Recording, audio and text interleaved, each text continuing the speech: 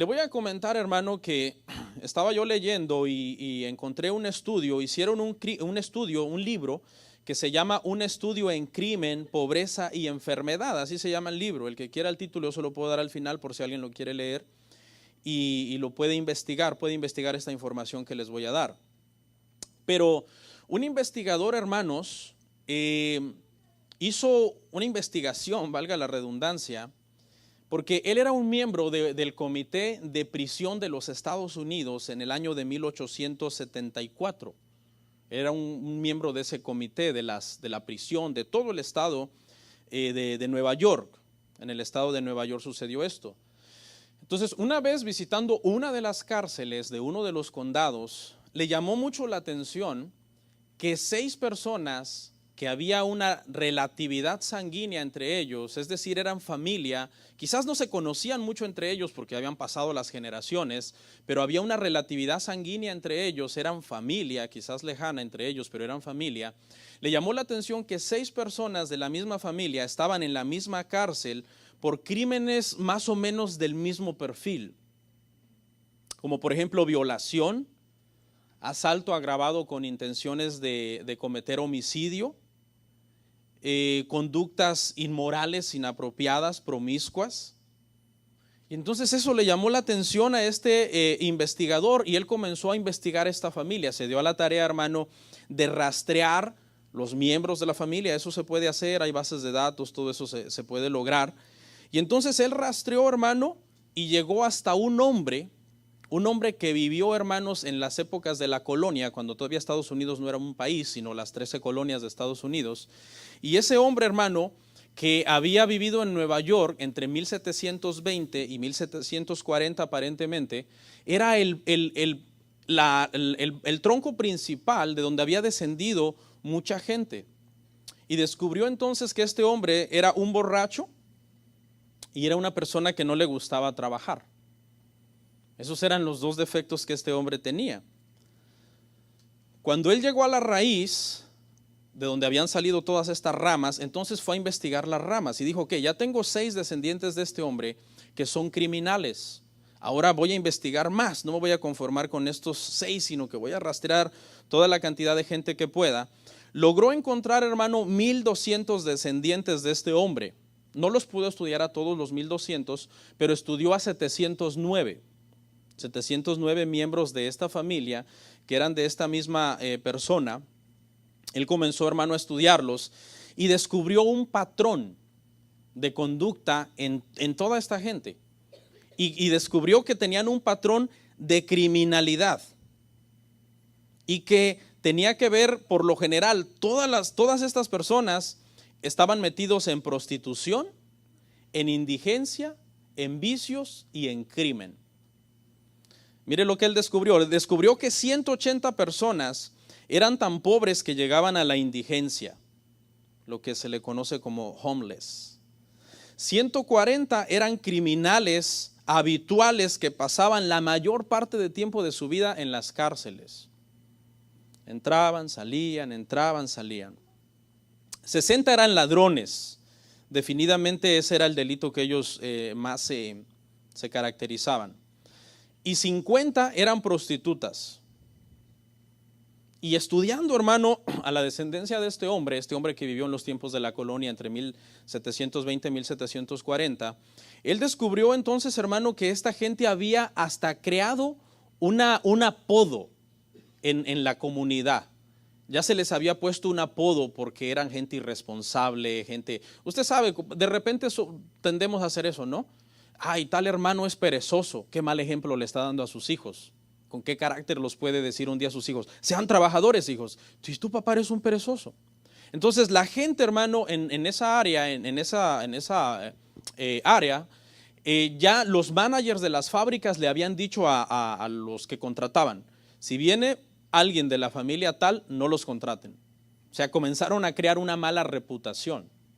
Porque se les tenía como que si los contratabas te podían robar, podían asaltarte, eran viciosos, era gente que no eran de confianza. Aquí quiero hacer una aclaración. No estoy hablando de maldiciones generacionales. Como alguien podría pensar, no, pues es que este hombre fue así y entonces toda su descendencia comenzó a heredar sus demonios. No, no, no. Estoy hablando, hermano, de un modelo. Estoy hablando de un ejemplo. Estoy hablando de cómo este hombre, con su forma de vida, con su forma de ser, él sentó un precedente para que sus descendientes, al imitarlo a él, se parecían a él. Ahora vamos a ver un caso opuesto. Para las mismas fechas, hermano, en las mismas áreas, en Nueva York, Nueva Jersey, para las mismas fechas, en 1703, nació en Nueva York, hermano, un pastor, un teólogo que se llama Jonathan Edwards, conocidísimo. Jonathan Edwards es uno de los pastores más conocidos porque el sermón más famoso del mundo, que se llama Pecadores en las manos de un Dios airado, ha sido el sermón más reproducido en todo el mundo. Él nació en la misma época, vivió en la misma área, bajo las mismas circunstancias económicas, bajo las mismas circunstancias políticas.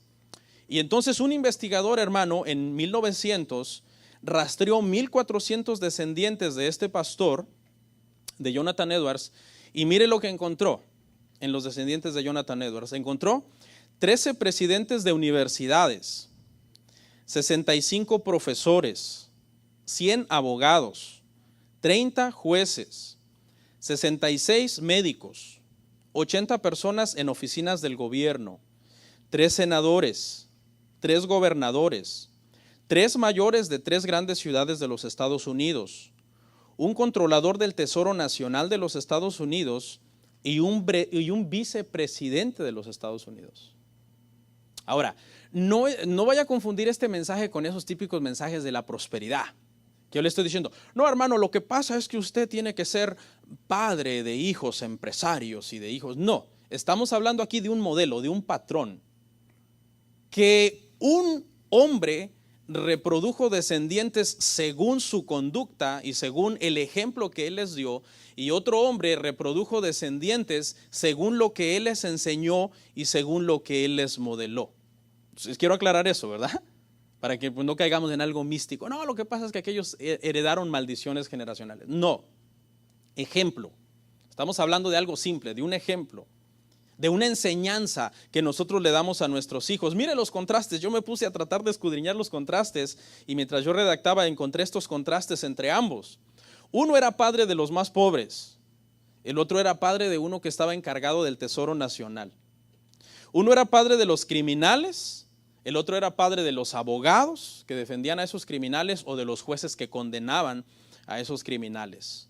Uno era padre de los borrachos, de las prostitutas, y otro era padre de los médicos, de los doctores que curaban a esas prostitutas o a esos alcohólicos cuando venían con sus dolencias, pues producto de sus pecados. En general, uno era padre de los criminales que quebrantaban la ley y otro era padre de los juristas y los que hacían las leyes en el país. ¿Será coincidencia? Yo creo que no. Okay. No estoy predicando esto como doctrina, como diciéndole esto es así y esto es infalible. Podemos diferir. Okay. Quizás había por ahí 2, 3 descendientes del que era un borracho y un holgazán que estudiaron y que salieron adelante, pero el patrón indica que la mayoría no lo hacían. Ahora, también quizás por ahí algún descendiente de Jonathan Edwards fue un borracho o una de ellas fue una prostituta, algunos, pero ese no es el patrón. El patrón por lo general indica que la mayoría de los descendientes del borracho holgazán eran criminales, prostitutas, gente que mendigaba dinero en la calle, y la mayoría de los descendientes de Jonathan Edwards era gente de trabajo, gente de estudios, gente piadosa, que eran buenos ciudadanos en el país. ¿Qué fue lo que pasó, hermano? ¿Por qué tanta diferencia? Pues no tenemos que ser unos genios, ¿no? No tenemos que ser unos genios. Yo imagino al borracho llegando borracho, pegándole a sus hijos, abusando de su esposa, abusando de los niños tal vez físicamente, psicológicamente, gastándose todo el dinero en alcohol. Y ese fue el ejemplo que les dio. No les enseñó temor de Dios. ¿Usted cree que les enseñó a orar o a leer la Biblia o a ir a una iglesia? Claro que no. Sin embargo, Jonathan Edwards era un pastor, era un teólogo piadosísimo, con un temor de Dios ese hombre, hermano. Ha sido uno de los hombres más temerosos de Dios que ha habido aquí en Estados Unidos. Por eso es que su sermón exalta la santidad de Dios y la pecaminosidad del hombre. Yo me imagino a Jonathan Edwards orando por sus hijos, enseñándoles la santidad de Dios, enseñándoles la naturaleza de pecado que había en sus hijos, orando por ellos, llevándolos a la iglesia, aconsejándolos. Y no tenemos que ser genios para deducir, hermanos, que uno sentó una tremenda buena influencia en sus descendientes y el otro una tremenda mala influencia.